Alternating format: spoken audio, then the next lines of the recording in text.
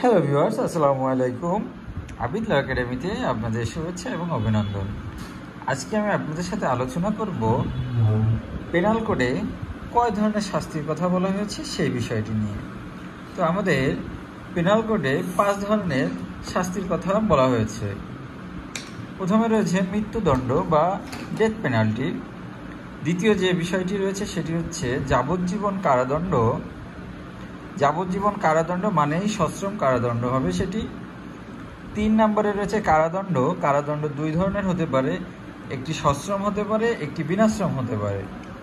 4 নম্বরে রয়েছে অর্থদণ্ড এবং 5 নম্বরে রয়েছে সম্পত্তি ক্রোপ বা বাজেয়াপ্তিকরণ। তাহলে আপনারা বাংলাদেশে কয় ধরনের শাস্তির বিধান রয়েছে সেই বিষয়টি সম্পর্কে একটি ধারণা পেয়ে গেলেন। ভিডিওটি বেশি বেশি লাইক, কমেন্ট এবং শেয়ার করে দিন। ধন্যবাদ।